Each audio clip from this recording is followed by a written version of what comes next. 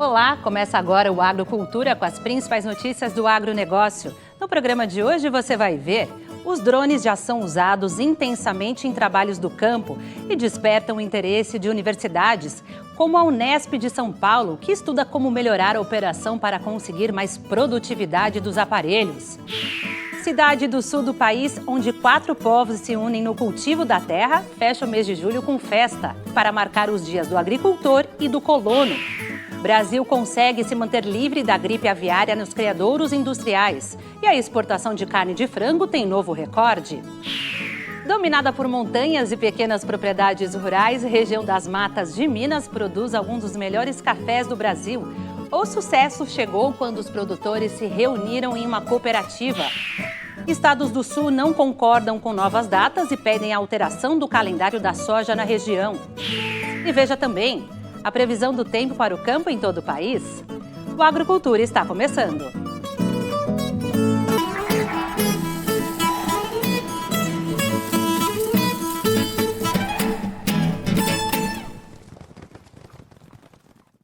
A gente começa o programa falando de tecnologia na agricultura. Há 3 anos, eles eram menos de 100. Hoje são mais de 6 mil e o número não para de crescer. Estamos falando dos drones usados nos trabalhos do campo, uma inovação tecnológica tão importante que já está sendo estudada em universidades como a Unesp em São Paulo. Veja na reportagem de Júlio Penariol. Esse gigante aí é o drone T40, da fabricante DJI. Sozinho pesa 50 quilos, mas pode chegar a 100 quando abastecido com fertilizante e com todos os equipamentos acoplados. Realiza várias missões e tenta trazer ao agricultor a maior precisão possível em operações como mapeamento e pulverização. Apesar desse tipo de tecnologia de ponta estar cada vez mais especializada para atuar no campo, muitos testes e pesquisas ainda estão em andamento e outros tantos ainda estão por vir. É aí que entram pesquisadores como o Vicente, doutorando em Engenharia Agrícola na Unesp em Botucatu, tem se dedicado aos estudos que buscam soluções para otimizar a aplicação de defensivos agrícolas com drones e melhorar a eficiência desses equipamentos em operações como análise de imagens. Tudo para atender um mercado em franca expansão por aqui. Nós temos hoje relatos de importação de drones, pelo Siscomex, mais de 6.700 drones hoje em operação aqui no nosso país. É um mercado que cresceu bastante. Em 2020 tinham 89 importações e hoje, em 2023, mais de 6.700 aeronaves hoje em operação aqui no nosso país. É um equipamento que veio a somar com as tecnologias que nós já temos hoje, Assim como a gente tem os pulverizadores terrestres, as aeronaves agrícolas, a gente tem agora os drones de pulverização. Engenheiro agrônomo com doutorado também pela Unesp, Rodolfo criou ao lado de outros 2 ex-unespianos uma empresa de consultoria e prestação de serviços para o agricultor. E assim como o Vicente, aposta em pesquisas contínuas para levar a melhor informação possível aos clientes. Os atuais estudos investigam, por exemplo, como minimizar a chamada deriva, que é quando o produto aplicado por drone numa lavoura desvia do local exato em que ele deveria cair, afetado por fatores como o vento. Eu sou, dentro da empresa, líder da divisão de pesquisas, então nós realizamos as pesquisas, inclusive com alunos ainda da PG, por conta do vínculo que a gente tem, e também de maneira comercial com as empresas, Então, o legal de tudo é que a gente observa que o mercado tem entendido a importância dessas pesquisas, as empresas multinacionais têm pedido muito, de como desenvolver isso de maneira correta. Rodolfo e Vicente trabalham em parceria nos estudos. O atual doutorando também ministra, desde 2019, cursos com drones na FEPAF, a Fundação de Estudos e Pesquisas Agrícolas e Florestais, que fica no campus de Lajeado, na Unesp em Botucatu. São módulos sobre levantamento aéreo, análise de imagens, aplicação de biológico e certificação para pilotos aeroagrícolas remotos. Tanta experiência, aliada aos 15 anos de atuação na Embraer em Botucatu, credenciaram o Vicente a compor o CISB, Centro de Pesquisa e Inovação Sueco-Brasileira. A delegação, com 8 brasileiros, vai participar em novembro, na Suécia, de um evento organizado pela Saab, empresa criadora de sistemas de defesa e segurança aeroespacial, uma oportunidade para estabelecer parcerias entre a Unesp e a empresa sueca na área de drones. A ideia é que a gente tenha o desenvolvimento, então, de toda essa parte de campo a campo aqui, com os equipamentos, com as operações, as características nossas no nosso país, né? Nós temos áreas bastante quebradas, áreas menores, né? Onde o avião agrícola também não pode entrar e o pulverizador terrestre também não faz, como áreas de encostas. A gente tem produções de café, laranja, citros, né? Aplicação aí em diversas culturas. E a ideia é desenvolver, né, essa habilitariedade aí, né, em relação à questão da inteligência, né, artificial, usando com mapas de taxa de aplicação variável para aplicação e também a avaliação de deriva, né, porque esses equipamentos, embora seja, né, um drone, mas ele também tem uma possibilidade de deriva aí no campo. Parcerias e pesquisas que certamente contam muito para a Unesp, o desenvolvimento da ciência e, claro, para quem opera os drones lá no campo. Como é uma tecnologia nova, tem bastante gente aderindo, né? Então, por causa de perda, né? O pessoal que faz com trator, tem época que com chuva não consegue entrar, então é bastante novo e o mercado tá bom por causa disso. Então a gente está desenvolvendo faixa de aplicação, deriva, essas coisas que eles estudam, faz a pesquisa que melhora para nós no campo. Veja a seguir no Agrocultura. Agricultores do sul do país pedem mudança no calendário de plantio da soja na região. Nós voltamos já.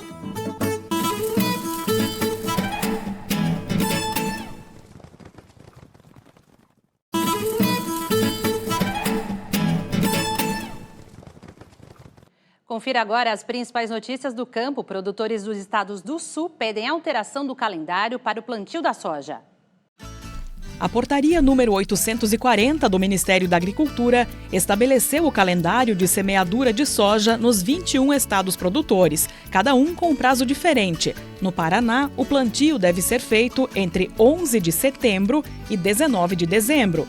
Em Santa Catarina, de 21 de setembro a 29 de dezembro. E no Rio Grande do Sul, a soja deve ser plantada entre 1º de outubro e 8 de janeiro. O Ministério da Agricultura justifica que os novos prazos buscam complementar o período do vazio sanitário para reduzir casos de ferrugem asiática. A Secretaria de Defesa Agropecuária adotou um período limitado de 100 dias corridos para a semeadura em todos os estados produtores, conforme recomendação da Embrapa. Isso para evitar epidemias severas da doença durante a safra. Mas a novidade pegou os produtores de surpresa. Aqui em Santa Catarina é comum eles plantarem soja depois de 29 de dezembro, pós-colheita de cebola e fumo, por exemplo. É um costume, é um hábito do produtor aproveitar essas áreas, né, onde se tira uma lavoura, onde o uso de insumos é intenso, né, para colocar uma outra aproveitando o solo 2 vezes, né, tirar 2 safras no mesmo local, né. Nós aqui plantemos soja até esse ano, ainda plantemos ano passado, dia 15 de janeiro, colhemos 68, 70 sacos por hectare. É uma boa opção na ressaca do fumo, na ressaca do milho, plantar soja até dia 29 de dezembro. É muito pouco tempo, porque dá de aproveitar as terras de safrinha. Muitos produtores, inclusive, já assinaram contratos de financiamento para o plantio da soja após a data limite de 29 de dezembro. E isso, com essa nova portaria, vamos dizer assim, que inviabiliza várias áreas, porque não vão ser aceitos mais financiamentos de custeio com plantios posteriores a 29 de dezembro. Muitos contratos, inclusive, já foram assinados, né, e com a intenção de plantio após essa data. Lideranças políticas dos 3 estados do Sul, que alegam não terem sido consultadas sobre essa mudança, buscam agora sensibilizar o Ministério da Agricultura para fazer com que esse prazo seja prorrogado e os produtores possam continuar plantando soja como de costume, nos meses de janeiro e fevereiro também. A Associação Brasileira de Proteína Animal divulgou um relatório que aponta que as exportações da carne de frango passaram das 432 milhões de toneladas no último mês de julho. A receita no acumulado do ano já passa dos 6 bilhões de dólares. Os principais destinos do produto brasileiro são a China, em primeiro lugar. Em seguida aparecem os Emirados Árabes Unidos, o Japão e a África do Sul. O maior exportador de carne de frango continua sendo o estado do Paraná. Em segundo lugar, aparece Santa Catarina, depois Rio Grande do Sul, seguido de São Paulo, Goiás e Mato Grosso do Sul. As vendas externas da carne de frango e de ovos têm aumentado porque o Brasil ainda se mantém como área livre da gripe aviária. Apesar dos 77 casos da doença confirmados pelo Ministério da Agricultura em 7 estados, nenhum deles acometeu granjas industriais.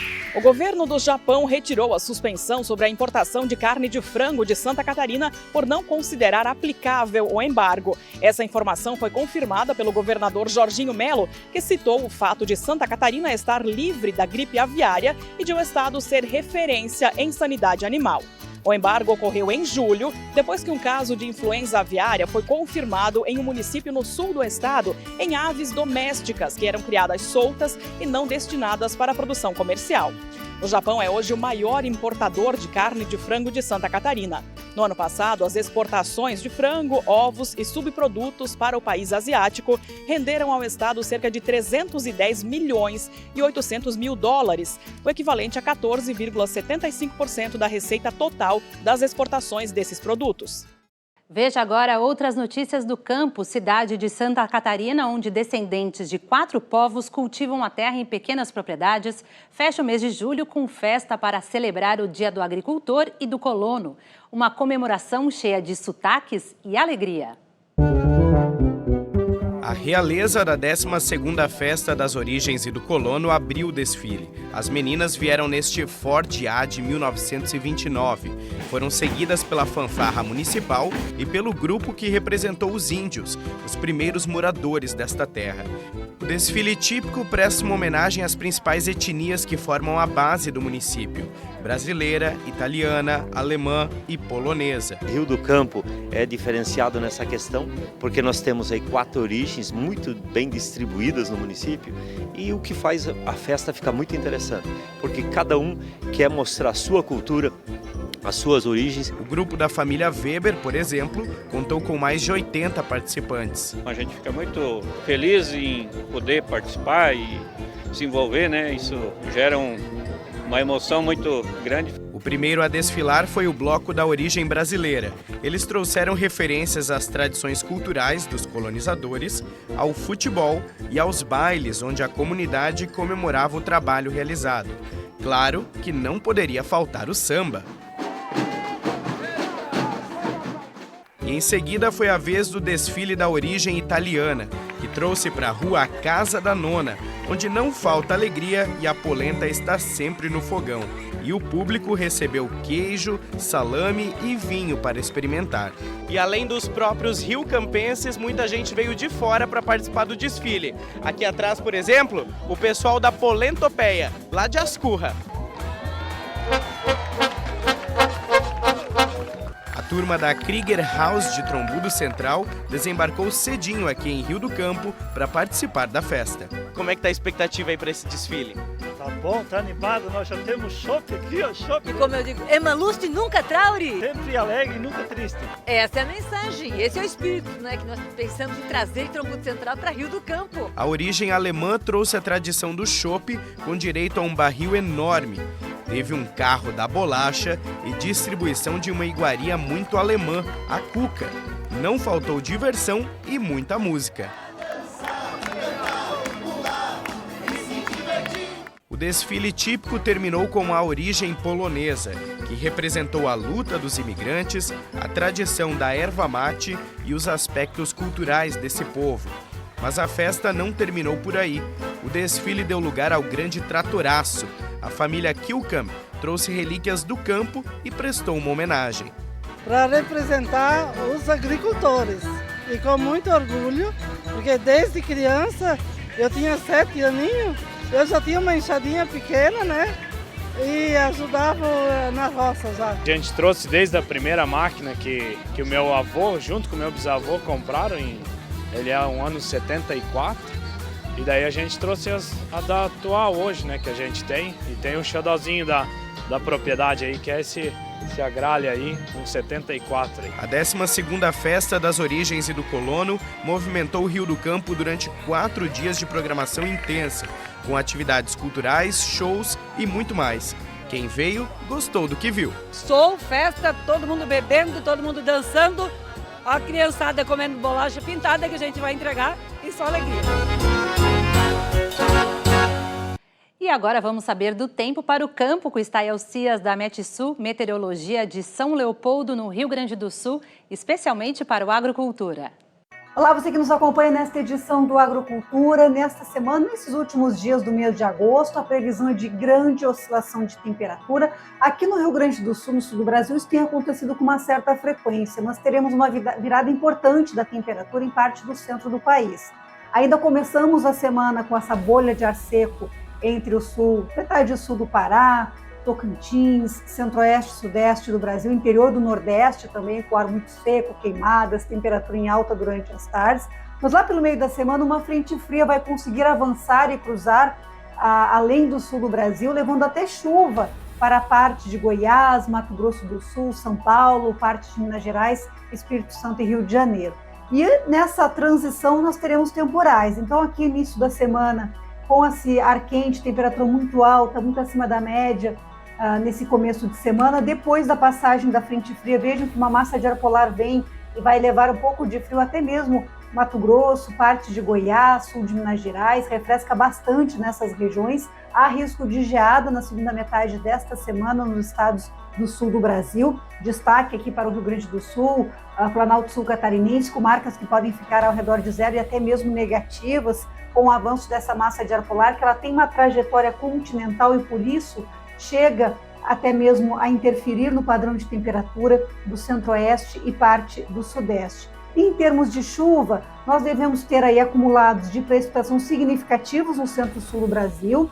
Vejam que chove até mesmo em parte de Minas Gerais. A gente segue com esse contorno aqui pelo nordeste, pela parte litorânea de chuva, mas o Mato Piba muito seco. Alguma instabilidade se organiza aqui também, até mesmo no sul do Pará e Mato Grosso, entre quarta e quinta-feira, mas depois vem então esse ar frio, fazendo com que a temperatura baixe em todas essas regiões. Tem alerta para temporais agora em meados desta semana, porque essa instabilidade ela avança após um período de forte aquecimento que serve de combustível para as tempestades. Então, fiquem atentos aos alertas de curto prazo, porque teremos aí a previsão, as condições para temporais que podem ser fortes, com vento, com raios, com granizo, não só nos estados do sul do Brasil, mas também entre Mato Grosso do Sul, São Paulo e sul de Minas Gerais nesta semana. E veja a seguir no Agrocultura, Matas e Montanhas. Conheça a região de pequenas propriedades rurais que produz o café mais especial de Minas Gerais. Uma história de sucesso escrita quando os produtores fundaram uma cooperativa. Nós voltamos já.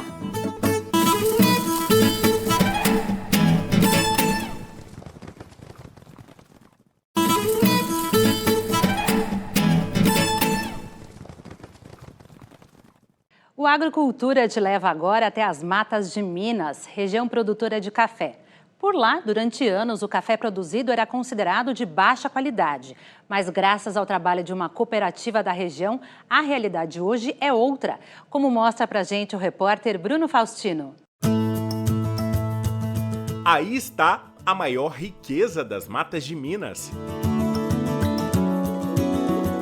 O café é protagonista na transformação deste pedacinho de Minas Gerais. Bem diferente de anos atrás, hoje os grãos cultivados aqui são mais que especiais. Fruto do trabalho desenvolvido pela Cooperativa dos Cafeicultores da região de Lajinha. A cooperativa nasce de uma necessidade. Tá? A necessidade fez com que os associados se juntassem para constituir uma empresa que pudesse dar suporte a eles, financeiro, comercial e técnico, o que é muito importante. E nasceu de problemas. Nós tínhamos problemas principalmente de armazenamento, que na região não tínhamos onde armazenar. Os armazéns que existiam na época não eram confiáveis. Todo ano a gente tinha problemas, né? Crises, quebradeiras de comerciantes regionais. Então a cooperativa estruturou isso. Tá? Lá se vão quase 45 anos de muitas histórias. Eu sou a Laís Carina de Oliveira, tenho 26 anos, sou produtora rural, nascida e criada na roça, filha de produtor rural, esposa de produtor, cooperado da Cocafé. A nossa propriedade são 3 hectares de café. Nós temos 15 mil pés de café, que eu e meu marido cuidamos, né? Nós mesmos cuidamos. E fica em Biruçu a nossa propriedade. Quando eu chego num lugar desse, com esse tanto de sacas de café, eu vejo o quanto que está crescendo a nossa região, né? O trabalho que essa cooperativa Cocafé faz nessa região aqui de Minas Gerais, do Espírito Santo, a região do Caparaó, e ali também no norte do Rio de Janeiro, é de uma importância enorme, porque ela fortalece os seus pequenos produtores rurais de café, dando assistência técnica, vendendo insumos, vendendo fertilizantes, ela ampara a sua produção e vende, comercializa o café desses cooperados com segurança e ainda tem o braço financeiro do Cicobi para financiar tudo isso. A importância da Cocafé ela é imensa, ela no desenvolvimento e no IDH de toda essa região de Minas Gerais e do Espírito Santo. Mais que gerar renda, o cooperativismo ensinou muito aos cafeicultores da região. Não é só colher o café e vender ele, né? É muito mais, é muito além disso, né? Porque o nosso fruto ele sai bom da roça. A cooperativa ensinou a gente a cuidar dele, para a gente ter lá na frente um resultado melhor. Porque quando você cuida melhor do seu produto, naturalmente você vai ter uma valorização melhor, né? Por ele. Sempre que dá um tempo de chuva, o nosso técnico já manda mensagem: ó, se tiver café no terreiro, tampa o café, porque ó, se molhar pode estragar a bebida. Então, um tempo atrás nós não tinha isso. A gente colhia o café, o que desse. Se a gente chegasse com ele lá no vendedor e falasse assim: ó, ele vale R$100, a gente entregava para ele, né? Não tinha essa... Hoje não, a gente quer lutar, a mulher não, eu vou mexer o café no terreiro, que se eu mexer ele vai dar bebida, se der bebida, ó, o dinheirinho vai ser mais. Então hoje a Cocafé incentiva isso. A cooperativa hoje é uma balizadora de preços, de tecnologia, é balizadora de negócio. Então hoje gira aqui dentro da cooperativa mais de 50% da economia de muitos municípios que estão aqui em nossa circunvizinhança. Em alguns, gira até 80% da economia dos municípios. Nos últimos anos, a cafeicultura cresceu e se modernizou, com máquinas e equipamentos de última geração. Mas essa realidade ainda é muito distante daquele pequeno produtor rural. Por isso, um evento como esse, uma feira de negócios realizada todos os anos pela cooperativa, é importante para aproximar os cafeicultores das tecnologias. Na nossa região, onde somos genuinamente pequenos produtores, diga-se de passagem, na Cocafé isso representa mais de 90% do quadro de associados, é fundamental que pensemos e tenhamos esse tipo de evento, porque facilita. A nossa função numa feira dessa é dar condição para ele, né? Quer seja no à vista, quer seja no a prazo, quer seja na troca em café, no suplemento agrícola para pecuária, quer seja no implemento agrícola, quer seja numa máquina, no equipamento, ou em qualquer coisa que ele precise. Numa feira dessa, o acesso que ele tem de informação nas inovações é o mesmo acesso que ele teria numa AgriShow. As inovações que a gente traz para o grande produtor é a mesma que o pequeno produtor vai ter acesso. Então, às vezes ele não conseguiria ir numa AgriShow, nas grandes feiras, né? O Matheus veio em busca de qualificação. Eu trabalho, né? Eu mexo com lavoura de café e vim aqui buscar tecnologias, lançamentos, né? E queria entrar nesse ramo de pilotar drone. A gente lá de Municeira, a gente não tinha esse acesso a tecnologias assim. Hoje a nossa região é grande produtora de café e a gente tem as dificuldades que é terreno montanhoso. E um dos grandes gargalos da nossa produção é a mão de obra. Ela para pulverizar, para fazer qualquer tipo de atividade hoje. Então o drone é uma tecnologia que a gente precisa evoluir. Ela está vindo para suprir essa falta de mão de obra e em um preço super acessível para o produtor rural. Então hoje a gente faz terreno montanhoso, porque o terreno montanhoso tem poucas opções além do drone para você pulverizar. Na Baixada tem inúmeras. Então o drone está suprindo essa falta de mão de obra de uma forma sensacional. O André se interessou por esse secador de café adaptado a pequenas produções. Esse secador ele tem uma divisão no cilindro que consegue fazer com que ele tenha mais flexibilidade no operacional, né? Como lotes pequenos, ele consegue abastecer o secador e fazer a secagem sem utilizar de terreiro, de mão de obra. Todo mundo que mexe com café sabe, sempre sobe o café no terreiro. Não tem como você fazer um lote de café igual, né? Sempre sobe. Então ali, na verdade, é muito bom. Eu achei interessante. E o pequeno produtor precisa estar dentro de uma cooperativa, porque aqui ele é visto, aqui ele é importante. O pequeno é importante para nós, claro que o grande também é, mas o acesso às novas tecnologias tão necessárias hoje, ele vai encontrar aqui com o mesmo patamar de informação que um grande produtor vai encontrar. Com isso, nós elevamos a nossa região a índices de qualidade, de produtividade muito satisfatórios, porque no final, o que importa é o que sobra no bolso dele.